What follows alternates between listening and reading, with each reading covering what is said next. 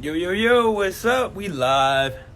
Another day out here in LA. I'll let you guys all jump on. We got a new guest that's coming on today. I don't know if you guys saw the post that I did earlier of Brad Lee from one of our IG lives. So powerful. Him giving the 4 habits of a powerful morning. Let's see, connection is getting stronger. A real misty day here in LA, but a powerful one indeed. Today we had an amazing call with my mastermind clients, and we have another powerful leader joining us today.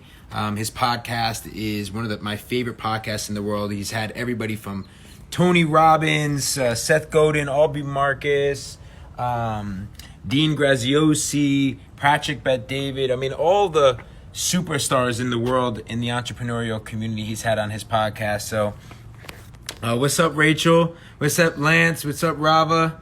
Everybody comment where you're coming in from, and then we'll get Mike on here in a second. I know he's on here right now. Kevin, what's up? What's up? What's up, everybody? Jared, what's going on?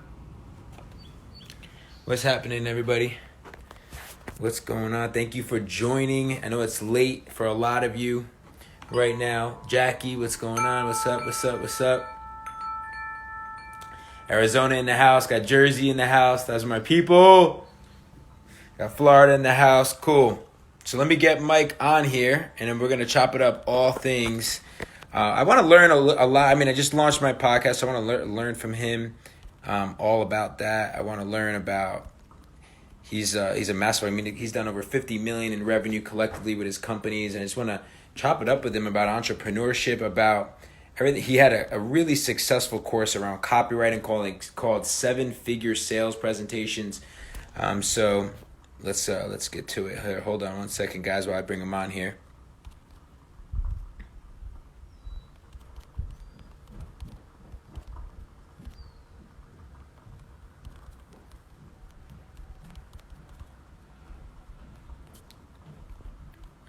Pin my comment and then me get him on. I see you guys.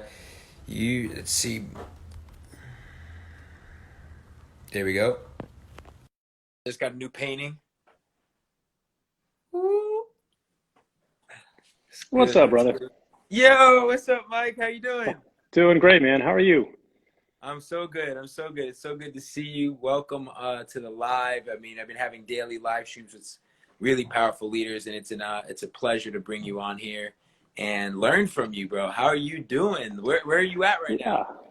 I'm doing great. I'm going to turn some more light on real quick. I am at the home office in Austin.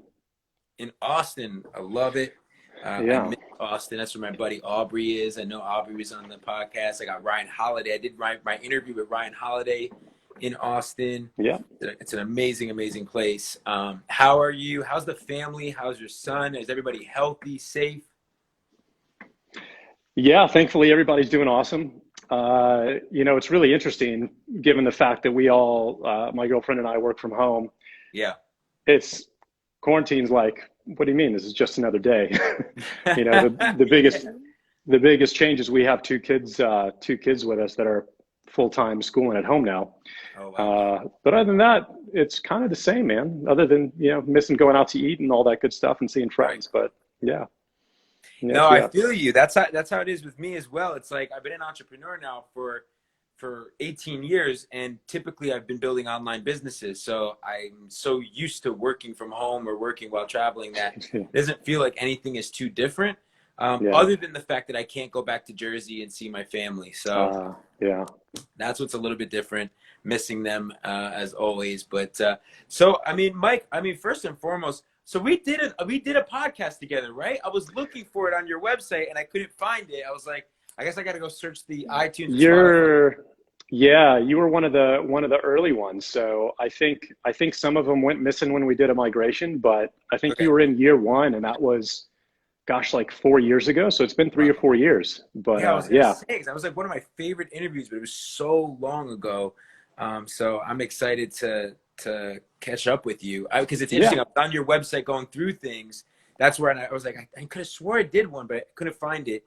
But then what excited me was, it was going back into your backstory, and it was showing, all the things you invested in, and it was showing, and what I loved about, and everybody, this is really cool about Mike, how honest and transparent he is. And this is when you know someone's a real true entrepreneur.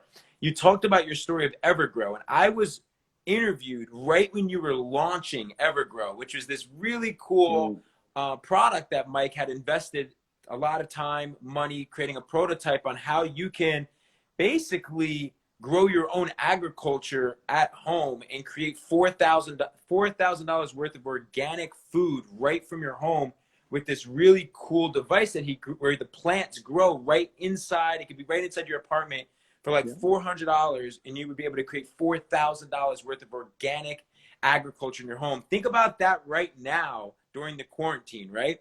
But what was cool is you were talking about the story, and then as I was reading it, and then you owned up to the fact that like there was a competitor that came in, you invested in that competitor, and then the prototype that you created, that you put so much time and energy, it didn't come to market, but you owned it, and you were like, it's still one of my greatest achievements to date. So I just want to like kick it off, Mike, I guess on that, because I was like, man, that's so cool. Because a lot of us out here, you know, we go right into the success story, and we don't talk about the shit that, you know, people want me to always talk about Elite Daily, right? How I built that company. But no one realizes all of the shit I've gone through my entire life to get that one big, you know, $50 million company, right? Like I went through so many different trials and errors and failures and setbacks. So I thought it was really cool that you publicly looked at it as not even a failure, as an achievement. So I wanted to kind of hear your take on that. Yeah, no, that was a biggie, but it goes back to, you know, my first beginnings of an entrepreneur back in college. You know, that was in the late 90s. And I was in network marketing at that time, because this is like Web 1.0 days. And I failed at that miserably for 5 years, but every single person I ever talked to was just all about the money that they were making. And as I got to know those individuals and what they were really doing and what they went through, nobody ever talked about what it really took behind the scenes to build that business and make that money. And I just thought that that was dishonest and doing people a disservice. And so that always stuck with me till this day, where it's like, I want to show the good, the bad, the ugly, and just be completely transparent with everybody. And so with Evergrow, that was inspired by Peter Diamandis and his whole, you know, decentralization of so many industries that we've seen over the last 15 years. And I wanted to try my hand in a new industry. I'd never developed a physical product of any kind. Right. I'm super passionate about organic food and clean eating. And I was like, why hasn't anyone decentralized the agricultural industry? The reason, well, I live across the street from the headquarters of Whole Foods in downtown Austin, go there every day to eat. And I think it's a shame that you have to be rich to buy food that is not covered in poison. And that just was silly to me. So when you look into that, you come to the conclusion that the only way to change that is you have to get rid of the supply chain. You have to get rid of the farm, the tractor, the waste, the fertilizer, the distribution centers, the packaging, and eventually the retail store. And if you get rid of all of that stuff, you get rid of 90% of the cost. Yeah. And so got to build the system that'll grow all of your food in the house. It needs to start and end in your home.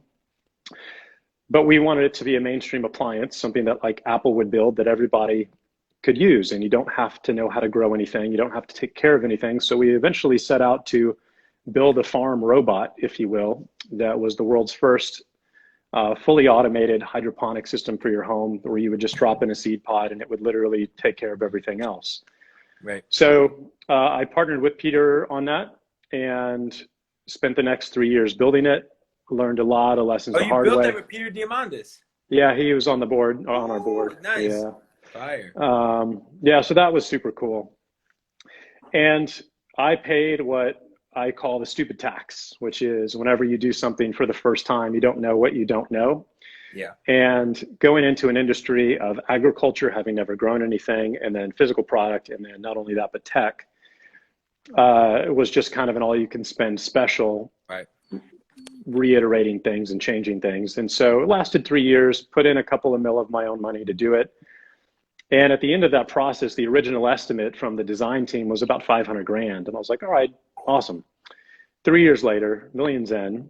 And we've got a working prototype in the in my house now, And I'm like, guys, we're not even close to mass production and tooling and manufacturing and safety testing and package design or any of this stuff.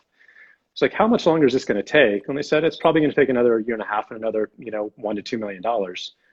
And that was enough at that point. And ironically, as you mentioned earlier, the same month, Click and Grow, which was a fairly small company at that time, came out with 3 new systems. And they started with this little thing that you put on your counter that grows 3 plants, basil and things like that. And then all of a sudden they came out with 36 plants and 52 plants and 9 plants. And frankly, they had a more elegant design. They were a Y Combinator company. They had $30 million in funding and 20 team members. And I'm just doing this from my house. So as a marketer, I'm already going through my head the sales letter and the comparison chart that will eventually be made of every category where they won, except maybe aesthetics and look, which I think we win. But I'm like, I can't compete on that against my own marketing. So I just talked to a bunch of mentors and friends about what to do. And the conclusion was, well, how do you make lemons into lemonade?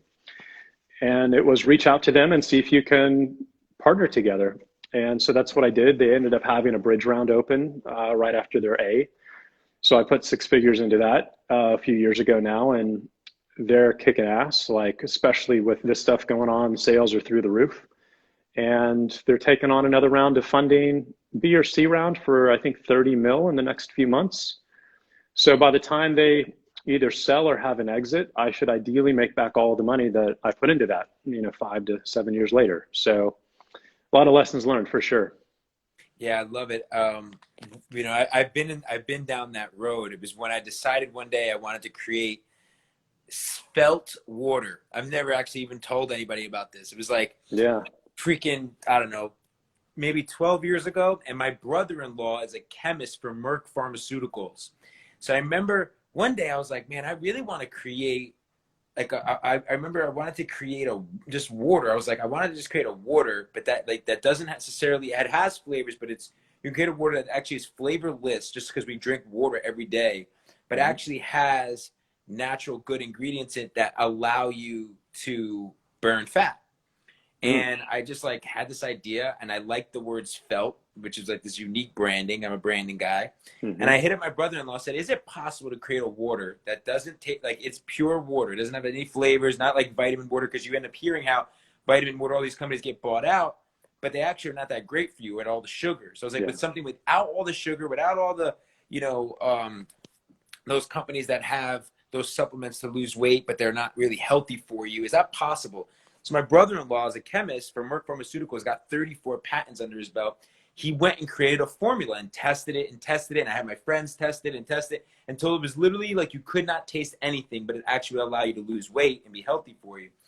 So then after that, I went through consultants that helped build Snapple, and I must have took me for like a few $100,000, and it kept going down the drain, and eventually I found another company that was doing something that was coming out that was doing pretty much the same exact thing. Now, I ended up not partnering with them, but I love the lesson that you had in there, right? And it's like, sometimes you can drop your ego and you can take your passion, and you can find a partner out there that's doing the same thing. And instead of just looking at them as a competition, looking at it as an opportunity to reach out to them and even partner or collaborate. Yeah.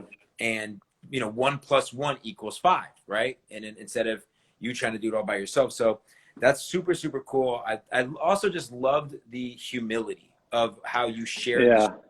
Because again, we don't really talk about a lot of times our failures, and a lot of us out here that are entrepreneurs, especially a lot of you right now that are on this live stream that have the ambition of launching a product. Like I know I have the ambition of launching a new product as well. It's cool for you to hear these stories, because in life, you got to take risk. Life's too short. If you're passionate about something, if you see a problem in the marketplace and you're passionate about solving it, then you got to take risk and go for it. Why not you? And sometimes along the way, you'll find people that can help help you on that path. So that's and don't when I wrote that video, it's like a 30-minute video of the whole story from start to the end. You know, I've been involving my audience through that whole story of, hey, I have this idea, I'm going to do this. I'm showing them pictures of the prototype and things like that. So it's not like I can just drop it and forget it happened.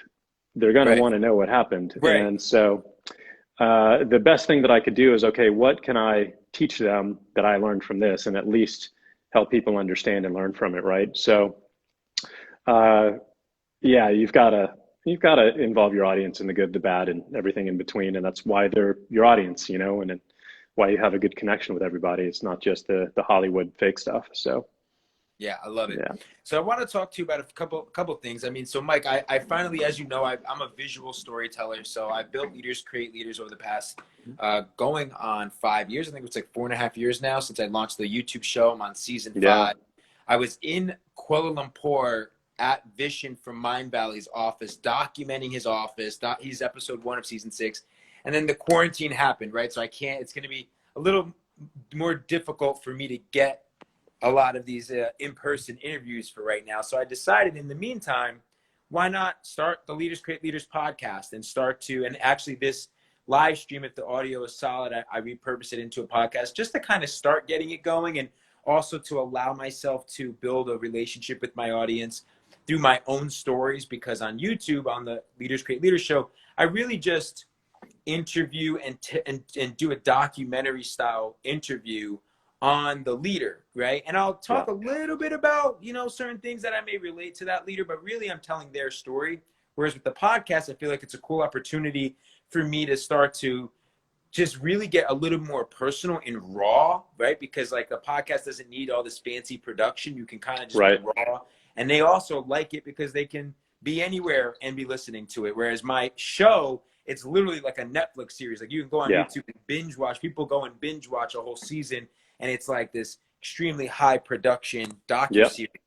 But you're one of the most elite podcasters that are out there. You've been doing this now for many, many, many years. You've had everybody from Tony Robbins, Seth Godin, you know, everyone under the sun that is some of the most influential leaders of our time on the podcast. So for someone that's out there that wants to get first of all, why? What was the reason why you started the podcast? Why this ironically consider that? And how has it helped you in your business? Well, it ironically goes back to Evergrow. So I knew when I was going to be developing this hydroponic system, that was going to take all of my time. And until then, all of the value that I delivered to my audience was in the form of really long emails that would take me 1, 2, 3 days to write. And I would do that maybe once a week. And I just knew that I wasn't going to have the bandwidth to continue doing that. So the question I asked myself is, knowing that I need to continue giving my audience value and stay in front of them, at that time, what is the most efficient way to do that? And the answer that I came up with was a podcast, because I'm not the one having to deliver the value. It's a guest, and it's a simple audio podcast. It's going to take me 2 hours a week to produce. And that was literally why I started the show, was to keep giving my audience value, stay connected with them while giving myself the bandwidth to work on an Evergrow and develop that project. And so the goal was to never launch a podcast or to grow one. But I'll tell you, it's interesting. Today, and I tell people this all the time, a podcast is an absolutely phenomenal way to deliver value to an existing audience. To create connection, stay in front of them, create intimacy. It's the best thing I've ever done from an ROI perspective to create goodwill with my audience. It has also been the best thing I've ever done to meet amazing new people, which is how you and I met, right? Correct. And so those two things are absolutely fantastic about a show. The challenge is, though, I wouldn't start a podcast if you didn't already have an audience, because it's nearly impossible to build an audience on a podcast platform. It's a much better decision to start something up on YouTube where your content can be found, where it's up there to be discoverable for everybody. So that's the one thing I suggest to folks. If you have an audience, absolutely start a podcast. If you don't have an audience, don't think you're going to end up like Lewis Howes or, you know, these guys, friends of ours who got started in the very beginning of this when it just got hot. It's way too competitive today. don't go into a podcast thinking that it's going to be some kind of substantial revenue stream for you. Mm. The ad revenue on podcasts are super low until you're doing 1 million downloads plus a month. It's, you're not even going to make 10 grand a month. But it is a phenomenal way to market things to your listeners if you have your own products or services. I know myself and several other people where their podcast is their primary tool for acquiring new customers. Right. So that's kind of the brief 5-minute overview. And if you've got some other questions, but that's been it. I haven't marketed my show directly. I just send it out to my email list and social media. Right. I don't promote it. Yeah. No, I hear that. I think that's smart too. I think because you're right, with YouTube, you can really get discovered. It's the second largest search platform on the internet today. You can, really grow an amazing, and what's really cool is like, I really do believe also, well, actually, let me ask you this question. Do you believe that you can repurpose a lot of this stuff? Like, yeah. Do you believe that you should be creating native content on each one of these platforms, or that you should be, maybe shooting that video that may become a podcast that is a YouTube video, and then, kind of completely repurposing content across all platforms? Yeah. I mean, the smartest way to do it, and actually, so it's funny, I'm going the YouTube direction this year, which is why the background that we just built into the office here, right, is the YouTube studio background. So, yeah, I want to move onto YouTube for that reason. We're going to start doing all of our podcast interviews on video, and the people who maximize those opportunities are guys like Aubrey and like Lewis, who are shooting their podcasts on video, and that way they're getting content for Instagram, content for YouTube, content for their podcasts all at one time. Right. And so, as far as repurposing goes, if you're just doing audio, that's going to suck for YouTube. I do know people, and we used to throw our files up there on YouTube, and they would get views. But I think ultimately that if you're just showing audio with a still photo on YouTube, that's going to hurt your overall channel's performance. Yeah, I've tried that, and it doesn't really get the same engagement. Yep. Yeah. So maybe a second channel or just snippets, but I would absolutely take that one primary piece of content, hand it off to your social media team if you have one. If not, I've got a couple I can recommend, and just absolutely turn that into 30 pieces of micro content for all the other platforms for sure. I love it, bro. So I wanted to kind of just dive into, I'm really passionate about leadership. I was raised, my father just instilling that in a young age. It's why I created Leaders Create Leaders as a passion project after selling my company, and now really turning Leaders Create Leaders into the business that I really feel is tied to my purpose and legacy. And, nice. I always like to just hear from you, what do you believe creates a great leader? How have you, you've interviewed some of the greatest leaders out there as well. Like, what have you seen as those common denominators from when you sit back and think about these leaders that you've interviewed? Tony Robbins, Seth Godin, Patrick Bet-David, he was phenomenal. I just did a live with him a couple weeks ago.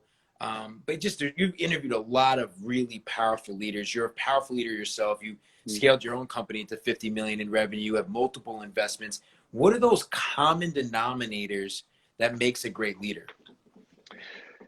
The ones that I've seen, the first one that comes to mind is courage. It's courage to go against the grain, to have a different opinion, to have a different idea, and to proclaim it to the world and take ownership of it. Robert Kiyosaki did that with his book. That's what put me on the map with my first book. It's finding these sacred cows from Seth Godin, if you will, right. Purple cows. And if you feel like you have a more honest, authentic, or effective way to do something, having the courage to share that, knowing that you're going to get arrows in the back the moment that you do it, I think is the single most common ingredient that I see in all of them. So I think that's number one, because if you don't have a different opinion, then what are you leading? Right. What are you talking? There's nothing really to lead if you're going in the same direction as everybody else. So I think that's ingredient number one. Ingredient number two, for the good leaders, I'm going to say, is humility.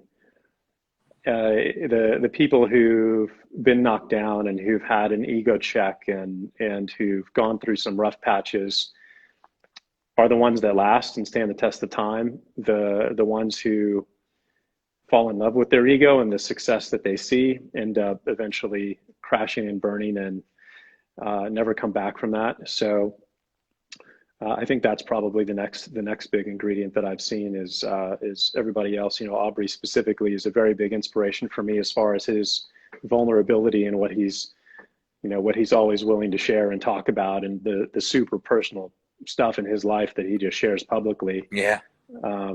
He's definitely a big role model in that regard. So, you know, I think that's something that I've had to learn over time, because it's been a process of getting to that point of letting go of worrying about what people think, you know. Yeah. And even just recently I did an experiment of microdosing psilocybin, and I publicly put it out, and I knew, like, I've had haters, right? Like, I've had people that I respect and that respect me, that they were like, hey, like, what was that all about? You know, and judge me. Like, what's that all about? I'm like, well, interesting. You know, what's interesting is, like, I actually believe, you know, I believe that this is from the earth, and that this is something that can truly raise consciousness. And I don't believe there's anything wrong with it. And I'm also interested in, you know, understanding more about mushroom intelligence and, like, you know, how this raises my creativity, focus, productivity, the science behind it. So it's like, again, I don't have to explain myself, but I noticed that there's, you know, throughout my career or building my brand, that I'm good by more that I just open up and share authentically what I'm going through, document the journey, share my perspectives, and not worry about so much what people think, but be willing to stand for what I believe in, you know. That's the courage piece. Yeah. That's the courage piece. Yeah. Yeah. Very cool. Yeah. Well, I dig the psilocybin. I ended up going through a ton of psychedelic medicines over the last year and a half from a brain injury that I was recovering from. So 2 MDMA sessions, psilocybin, wachuma, 9 ketamine IVs. And this is from 0 to all of that in about a 9-month period. So I've definitely got some experience in that. And it was the single best thing I've ever done in my life. Wow. Is to go through that. Thing you've ever done. And, yeah. You know, because I did a documentary with Inc. magazine went to Marines who had PTSD and how they used MDMA. And there's a whole movement around that going into 2021, you know, with a lot of the new laws. And it's just there's just so much truth around the healing that it does and that it creates. Yeah. So super, super powerful. I want to kind of get into, you're a master marketer as well, right? You've helped thousands of people build 7-8-figure businesses. You have one of the most well-respected courses around your 7-figure sales presentation. So I know it's been around for a minute, but like even today on my mastermind call with my clients, a lot of them, they ask me about, like, what are the 5 core features of building a solid brand? And I went through a lot of them: culture and community, and I talked about conversion, but copywriting was one of those 5 features. And you know, I think that everybody, if you're in business, especially on the internet side and, you know, online business, is like, you have to learn how to be able to understand your message, how to be able to create a compelling message that actually will persuade and convert people and trust you. So I kind of wanted to see if you can give some tips to everybody listening on how they can start to think like a copywriter, having a copywriter mindset. And what does that look like? And what are some tips that you have there as well? Sure. Yeah. So what everybody needs to realize, if you want to sell something online, copywriting is the language of the internet, right? We're communicating virtually, and in the form of copy. It's never going to be two-way live like this. It's always going to be someone else reading our content or watching our video. We're never going to see them. We're never going to interact with them. We're never going to get a chance to answer their objections or take their questions or any of that stuff. So we have to do all of that communication through the written word or our video scripts. And the way I think of a buyer, especially today, is people are, a little bit jaded, a little bit skeptical, because if you're online in this space, you're getting sold stuff constantly. So I think of folks as having 12, 13 different little red switches in their brain, and they're all turned off to the red position, meaning they're in full skeptic mode. And each of those 13 switches is essentially a psychological trigger that you have to turn from red to green. And once you systematically flip all of those to green, then they're in a state where they're like, yep, I'm ready to buy. This is a good idea. This is going to help me. So copywriting is the art of learning how to take people through that psychological process to turn those switches from red to green. And this is a science, and it's also an art. The science is, the psychology is proven, the frameworks are proven. You can go onto Google and type in, copywriting sales page frameworks, and you can see a ton of them for free. Some of them as short as 4 steps long with the ADA, all the way to 26, 30 steps long, just depending as they get into more and more detail. But it's absolutely necessary.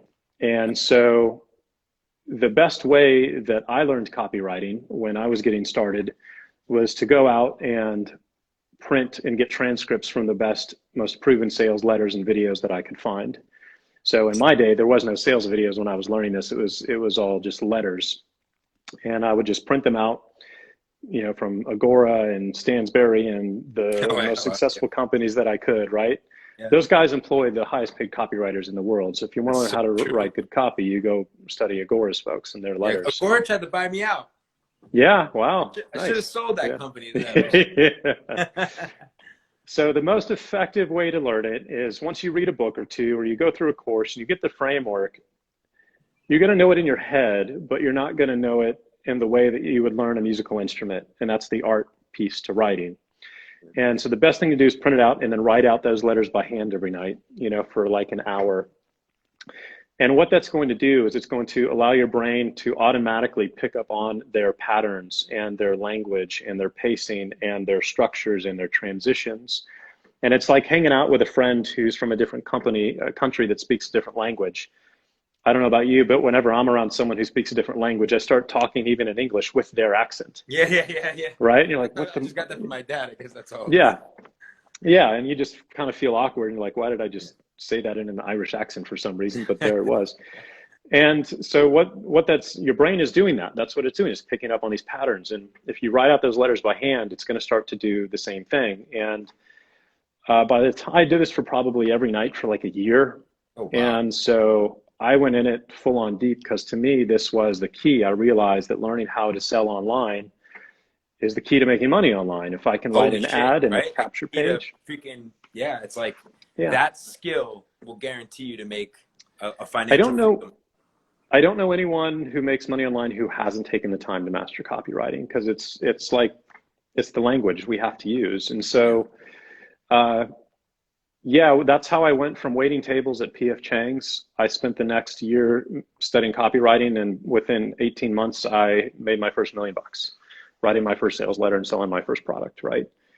So that's really the gateway drug, if you will, to successfully making money online, or really in any business, because you're going to need copywriting to, guess what, hire and recruit employees or go find investors. Every single thing you do is going to require persuasion. Yeah. So that to me is the single biggest tip. Go out, print out these letters, write them out by hand every single night. You're going to pick up on all of the structured framework. And it's kind of like learning how to play a musical instrument. You're just going to pick up on the rhythm, and all of a sudden you're just going to be able to play one day. And for me, that's how copywriting has been and continues to be. I don't think about the structures anymore. I don't go and review frameworks. It's just an internal storytelling process at this point. So. Yeah, I love that. What sparked your interest in copywriting? Evangela asked here. So we'll start there. 5 years of being absolutely scared to death to sell anything. So in network marketing, back in the day, if you want to make money, you got to go out and sell people, or over the phone, or in a meeting, or door to door, or whatever. And I was super shy and introverted. I absolutely hated the thought of selling, and I would do anything to avoid it. But after 5 years of not making money, you kind of come to the conclusion, hey, if I want to run a business, I got to sell something. So the question that I asked basically was, how could I get people to come to me instead of chasing after them? How could I become the hunted instead of the hunter? Right. And that's when I discovered direct response and copywriting. And all of a sudden I was like, you know what? I can write a freaking web page in an email that does all of the telling and selling for my product. And I can just put that on Google and I don't have to talk to anybody anymore. And so that's what I did. I spent a year studying copywriting because I just sucked at selling, and it turned me into one of the best salespeople on the planet. So I love it. She also asked, like, is there anything that you do to prep yourself to get into the creative mindset when you're getting ready to do copywriting? Yeah, the single most valuable asset you can ever own, especially when you're first getting started, is putting together a swipe file. And so a swipe file is a collection of anything that you see marketing wise that is effective. It could be, today, in this day and age, it's taking screen captures of ads or screen captures of sales pages or capture pages. It's recording sales videos or webinars and having those transcribed. And I have a folder on my desktop, my computer desktop still, that's just called marketing swipe file.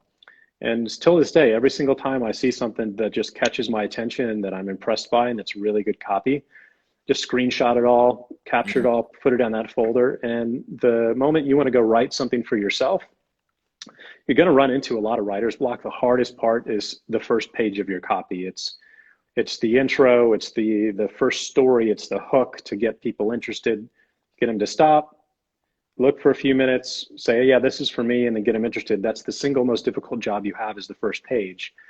Yeah. I might spend a day or two just trying to write the first page of a sales letter. And the best way to get through that and get inspiration and ideas is just to go through your swipe file and read the intros for 10 other letters. And it'll just come like that. And you'll just be like, okay, boom, got it. And you can just do that throughout the entire letter if you want to.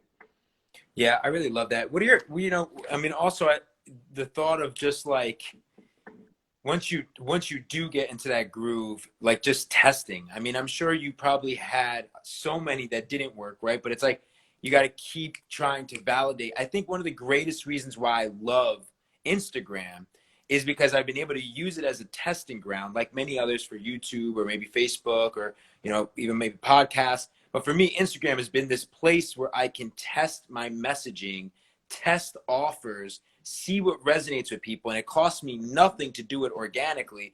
And then when I know that something resonates with you and it actually solves a problem, and that, and again, it's like, especially if I'm able to test it to a cold audience and then get them to be able to be interested in actually purchasing it, that's when I know I have something. And that's when I can then spend more time getting deeper into the copywriting. But it's such a great way to just validate is leveraging social.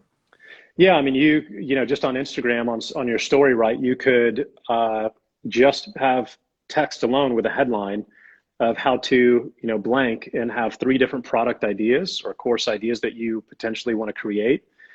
Maybe one is copywriting, maybe one is audience building, maybe one is how to start a business from scratch, right? But which is going to resonate best with your audience? So just throw up, 3 different stories with that headline. Everything else is identical, and just see which gets the most swipe ups. Right. And then boom, which direction to go. With me, if you have an audience already, I just send a email to my list with a poll.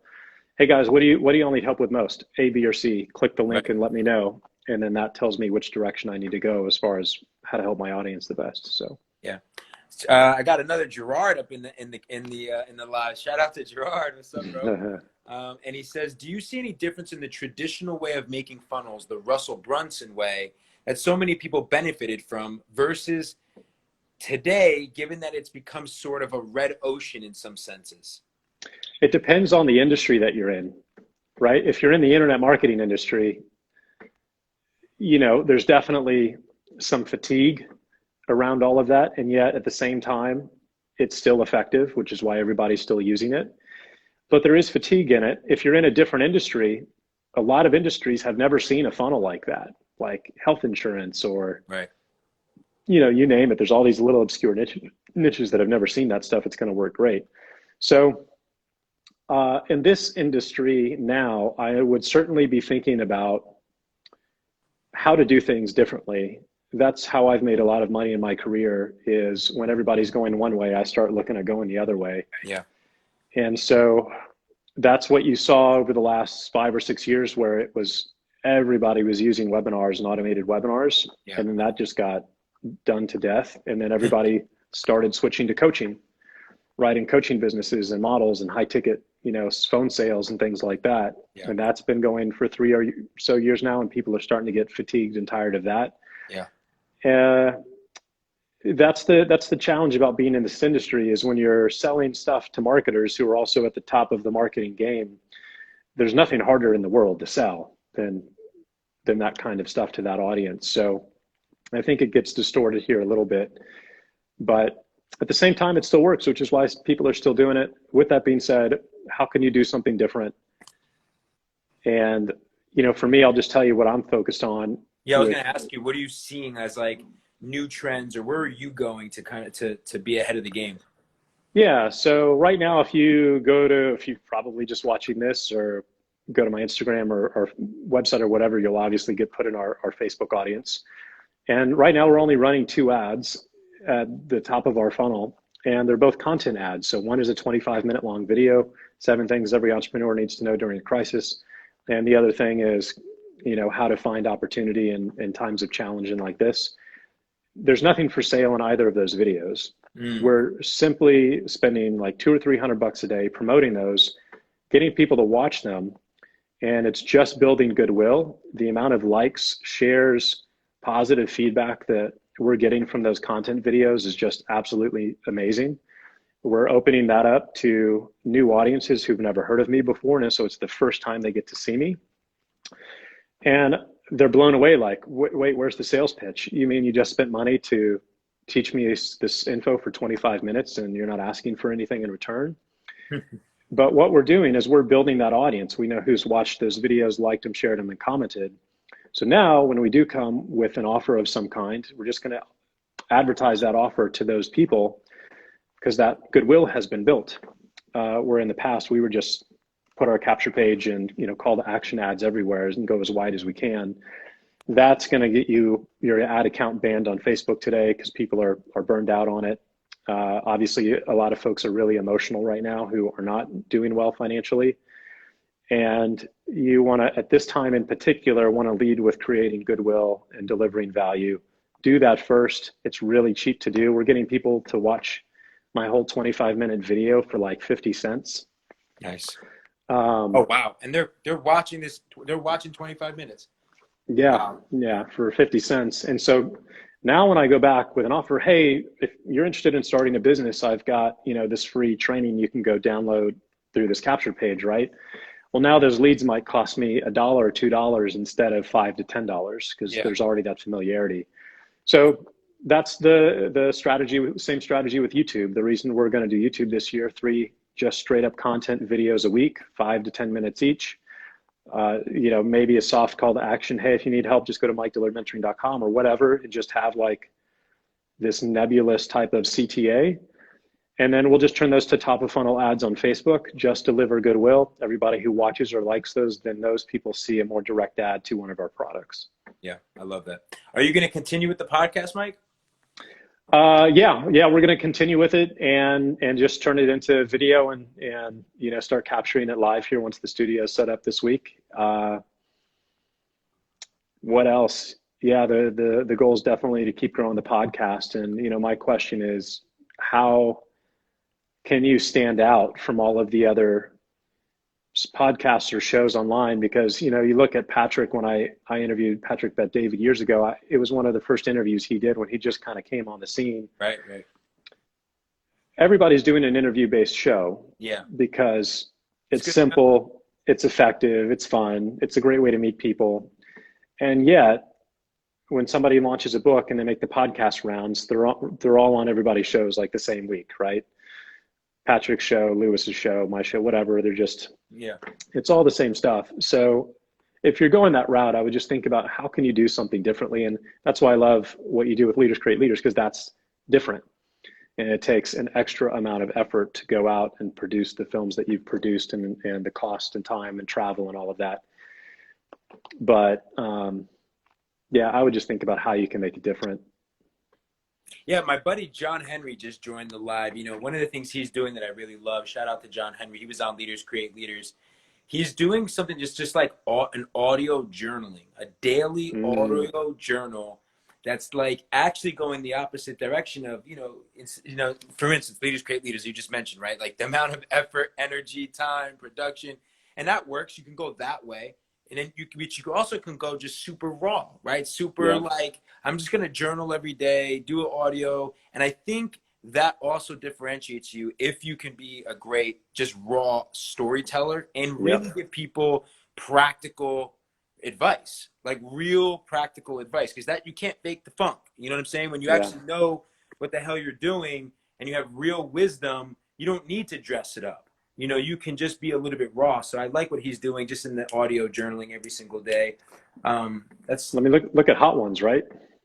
right, Hot Ones, exactly. it's an interview show that just took over the world because they involved hot wings, in the process. So, yeah. Yeah, I love it. I love it. So I wanted to ask you one question, and then Yeah. we'll wrap it up. But I have seen, you've mentored so many people. I really respect you in that, and because I know what it takes to be a mentor. Mentors have changed my life, and I'm dedicated to being a mentor to young entrepreneurs all over the world. But I've also know that like you've helped a lot of people get to scale. So there's like just starting out, but then there's like the seed level, then there's also the scale.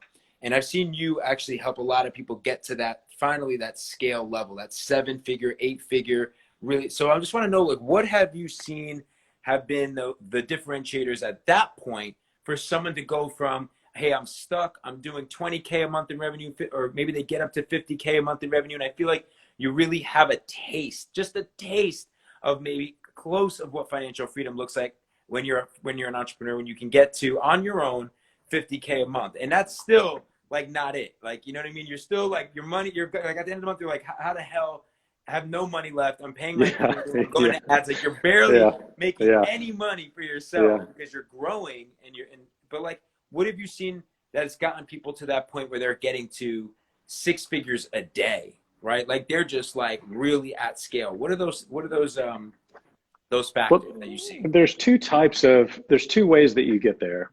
There's the quick way, which is finding an offer that just catches fire, right? I've had products and offers that have done $1 million a month in sales, and that's just one product with one sales webinar doing $1 million a month in revenue, right? The challenge with that though is that has a timer on it. It expires. It will come to an end. And in fact, the faster your product sells and the better it sells, the shorter its lifespan is going to be. And so if you have a product that's great, Ty Lopez's stuff when he first launched, Yeah. Dan Locke's stuff when he launched, whatever you've seen that's just taken over YouTube, that product's gone in 18 months because it went through all of the target audience and everybody who would be a buyer bought. And then those products go away. And the mistake that people make, that I've made and that other entrepreneurs make, is when your brain starts to see those results over and over every single day for 365 days or longer, it creates a confirmation bias, right? Your brain is just going to automatically think that is going to continue because it sees no reason why it's going to stop. So you scale up a team, you buy an office, you raise your expenses, and then all of a sudden, guess what? Conversion rates start to go down, ad costs start to go up. All of a sudden, the profit goes away, and you're 2.5 years into this, and you're like, holy smokes, what do I do? And I rarely ever, if ever, see an entrepreneur able to come up with a second offer. In fact, I don't think I've ever seen it. Come up with a second offer that then exceeds that first one. Because the market's familiar with their face. They're familiar with the person. They either know that they like you or they don't like you. But that first introductory moment, it's kind of like a great first movie. The first one's amazing. The second one, you know the characters. There's no more surprise, right? That shine, that newness is worn off. And so you're never going to get that second offer do better than the first one if you catch that lightning in a bottle. And that's a big trap that I've fallen into and that a lot of entrepreneurs have fallen into. So the second way to do it, and the preferable way to do it, is to just go not super slow, but just go slow, because it's super tempting to just be like, tell your ad guy, hey man, crank it up and let's see how fast we can do this. And you're actually just committing suicide quicker when you tell your ad guy that.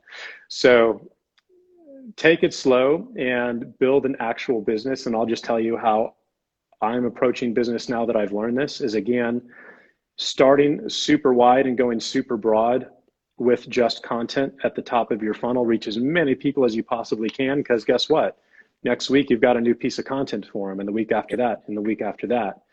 And once you get to that point, well, great. Now you only have to worry about showing your product offers to like the super fans who are watching all of that content and liking your stuff, which is going to be 5 to 10% of, the widest part of your funnel. And so those conversion rates are really high because those are the targeted buyers, but you're also not going to get that offer fatigue at the top because none of those people are seeing it. And so if you want to like really last a long time, that's the approach that I would take, is to just not get greedy, and be smart about who you show your offers to, reduce offer fatigue and ad fatigue. And from a scale perspective, at that point, you've got to plug into people like Strategic Coach or Keith Cunningham here in Austin, who are two of the best that I know of when it comes to learning how to actually build a real company. Because right now we've only talked about how to sell something online and make money by selling a product. But until you've built a team, you've put systems and processes in place, and you've been able to like take yourself out of it for the most part, you still don't have a business. And those two guys are the best that I know of when it comes to teaching that info. And the hard part is that skill set is completely different from going 1 to 10 million than it took you to go from 0 to 1 million. And it's hard to pull yourself. Yeah, it's completely different. It's really hard to pull yourself out of what you're good at and to do something that is now foreign and uncomfortable once again. And so a lot of business owners, again, fall into that trap, and they never make that pivot into, okay, I'm going to become a company owner and an operator now instead of a salesman. And you've just got to get help and guidance from that. It's the only way to do it. Yeah, no, 100%. And that's something that I had to actually bring on my team. My COO, Brian Donovan, I'm so blessed to have him as like my integrator, because like I was never a systems thinker in a sense. Yeah, I'm not either. A lot of times when you're a CEO, you're the visionary. You have the vision. You're a great leader. You know how to lead a team. You know how to build the team. You're a creator. You know how to think of the product. What's next? A lot of times you can even be the face of the company nowadays, like because of branding. But you don't necessarily. You end up doing so much, and you get caught into not. Everything is you. It's like you're doing everything, and you don't necessarily have the processes and the systems in place where if you wanted to go and take and step away from the business, it's still running pristine. You have a team that knows all the processes, and ultimately the company can still make money and grow without you. One of my clients, they're the founders of Boss Babe. They have built the largest online basically platform for ambitious women. And what was amazing was they got to a place where when we would tell the CEO, Natalie, to leave, to go on vacation, the company would actually make more money when she would go on vacation than she was doing the day-to-day work. And that's when you knew they actually built now a company that can really scale to 8 figures. So I love that advice. On the contrary, Mike, one of the things I've seen, I have clients that don't even have the swipe up, like don't even have 10,000 followers, yet they're scaling into a 7-figure business. And I think that there's something to be said on the fact of, I've been talking about like the difference between a personal brand and a leadership brand, and how you don't need to focus on these metrics, right? Like you don't need to have, the million followers or subscribers in order for you to build a 7-figure business. Well, look at me, right? I just passed 10,000 followers on Instagram like a month ago. And I post like once every 2 months here, maybe. Right. But $60 million in online sales, and I've never been on social media in any real capacity. And so that's just pick your methodology that works best for you. For me, it's always been paid ads. Just as an introvert, getting on social for me is not that comfortable or natural. So I've always gone the paid ads route. And just one more point on the integrator side. If you look at people like Russell Brunson and Ryan Deiss, who have arguably the 2 biggest companies in the entrepreneur space, online space, they both took off because I've known those guys since we all got our start together when they both found their integrators. right? When Ryan found Roland Frazier and when Russell found Dave Woodward. Wow. I You never knew know, that. yeah. I mean, before that, they were just doing the course thing like everybody else. The moment they found their integrator, systems, processes, team members, employees, scale, that's when it went boom. So I love it. I absolutely love it. It's been phenomenal. One book that I recommend, I mean, I want to ask you, Mike, also what books you recommend. I will say on that note, I'm pulling a book out for you guys. If you want to learn more about having an integrator, hand systems, this is a good book, a good starting book for you to read. Traction, highly recommend it. It kind of breaks down how you would work with an integrator and how the organizational chart should look, and how to also get clear on your mission, your vision, your values, those fundamentals, and communicate that so that you can have the foundation to truly build a company with a team and a culture. And the difference between you as that CEO and visionary versus that integrator. So definitely pick up Traction. I give it to every one of my clients. Mike, what are some books that you recommend? Maybe your top 3 books that you would recommend for us to dive into. Give me like one business. Give me like one business, one personal, and then one just like it's one of your favorites. I'm really getting a lot out of my friend Dane Maxwell's new book, Start from Zero. He's going to be on the podcast this week, and I just thought it was another book that I get from every guest that comes on the show, right?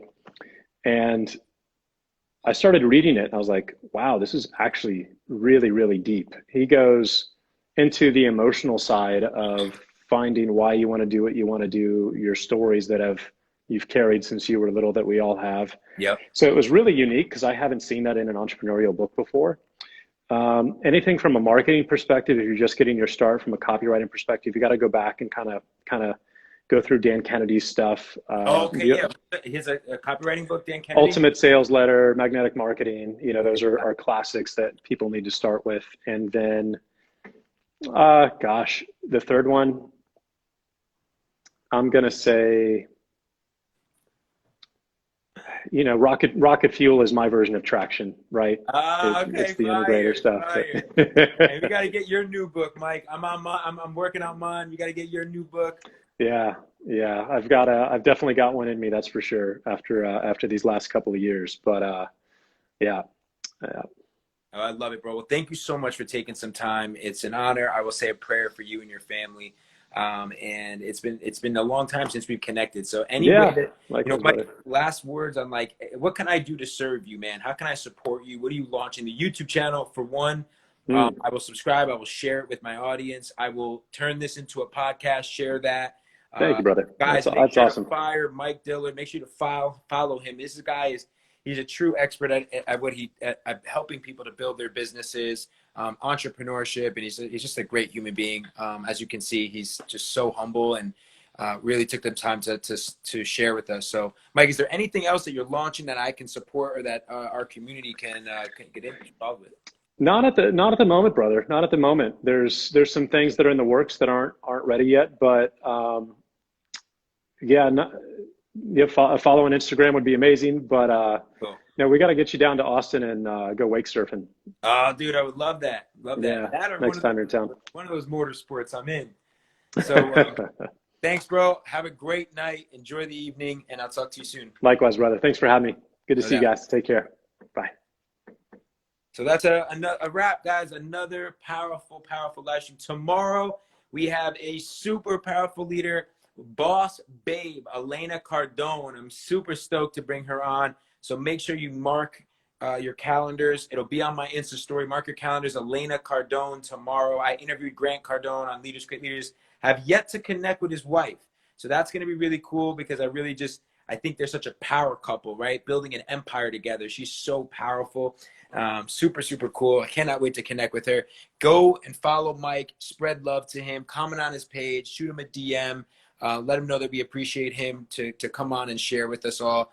I will be trying to move our live streams more to midday. I noticed that around 11 a.m., 12 p.m., we get a lot of more of the audience that's able to join. So I'm going to start moving it. I know that we started off with our sunset lives, but I'm going to start moving them to a little bit earlier. Guys, I really appreciate you taking some time to jump on. It's a wrap. Remember, leaders create leaders. Be the leader. It's your host, Gerard Adams. I'll see you guys soon. Definitely shoot me a comment. Let me know if this was valuable. I love you guys. Peace.